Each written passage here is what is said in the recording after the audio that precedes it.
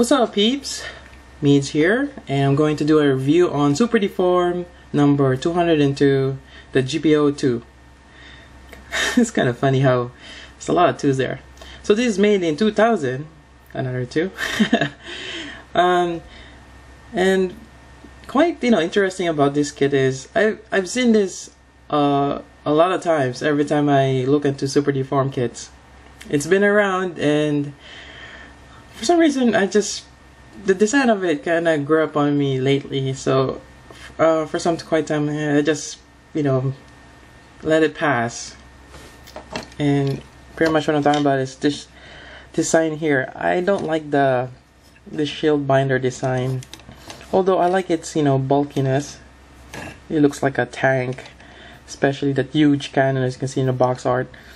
But the design, it kind of grew on me, especially the head. I really like that, and the feet. Yeah, so pretty much it took me a while to get this, but I'm quite happy I finally got this.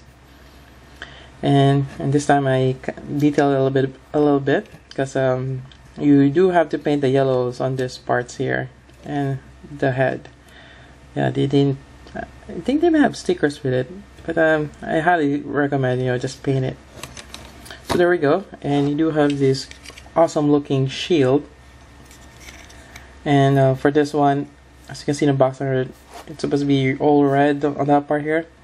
I didn't quite do that.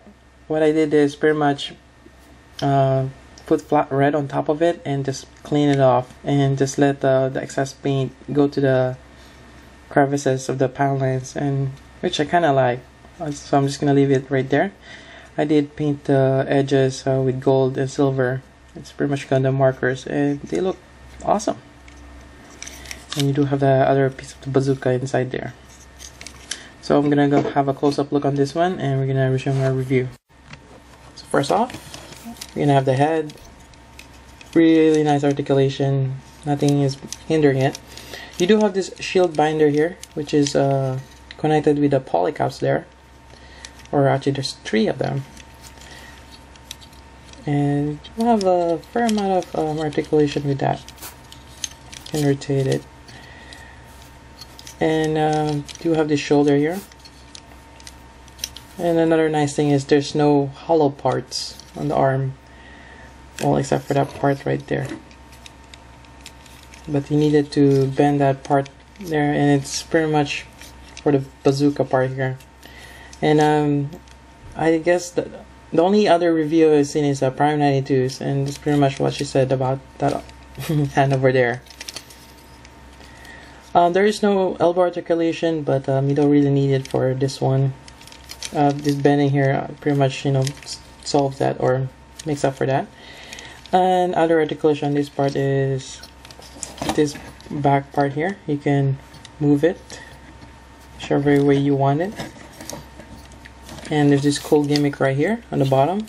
When you move this part here, the little thrusters also moves along with that. So that's really nice. And that's pretty much the same as the other part, or the other shoulder binder. And one thing I don't like, it just keeps falling off. I might have to super glue that one, or this particular one right there. And as you can see, I've used the gold Gundam marker to paint the inside of the thrusters. I could use silver as well, and I think that's a really cool thing to do. And I also detailed the bottom part of the feet.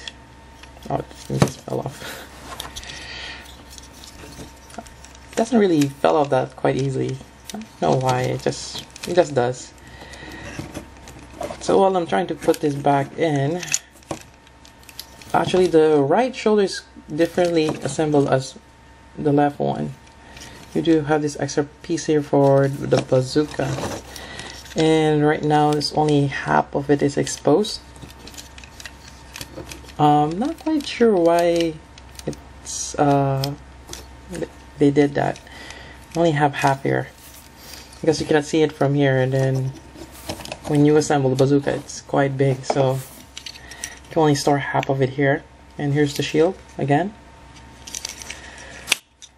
It pops open. I'm just gonna pry this thing inside. It is kind of tricky doing that. So have to take it out. Make sure when you put it back in, you have the handle inside. Actually tells you the instruction so you can close this. And I'm just gonna put that a bit later. So you do have this with the handle right there. And another interesting thing about this kit is it has small holes in the hands. And actually, I'm gonna go grab this, or actually this one right here. And another thing, actually Paranoid to mention this one on her review, that this thing falls off quite easily, the handles. But I kind of figured a way to solve that. I put tape around this, or this one actually, just one layer, this clear tape, and that kind of worked. But for this one, it keeps falling off, so I just pretty much removed the tape.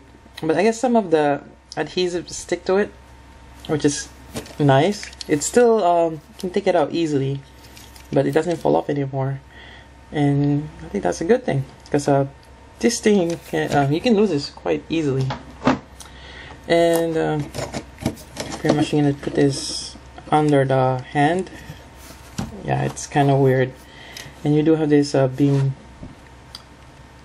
saber right there, and I just painted with green. I kind of wish it's a bit lighter, but I just used metallic green and silver. So there we go, and you can have the shield on the other side. So if ever you need to do a close combat, you will have a beam saber, I guess. Otherwise, you do have the cannon or bazooka. It's pretty much a nuke, I think. And you have to actually elongate this part right here. I'm gonna just twist it. There we go. And this will give you enough clearance to go over the arm and for it to hold. And you do have to bend that hand. And there we go. You have this bazooka stance now, which is awesome, and it's pretty much I guess what makes GP02 special. You got the shield and bazooka, or nuke bazooka. And there you go. That's pretty much my review on the GP02. I hope you guys enjoy it. And again, if you have any questions about this kit, feel free to post them below, and I'll try my best to answer them for you. So until then, this is Meads. Thank you for watching.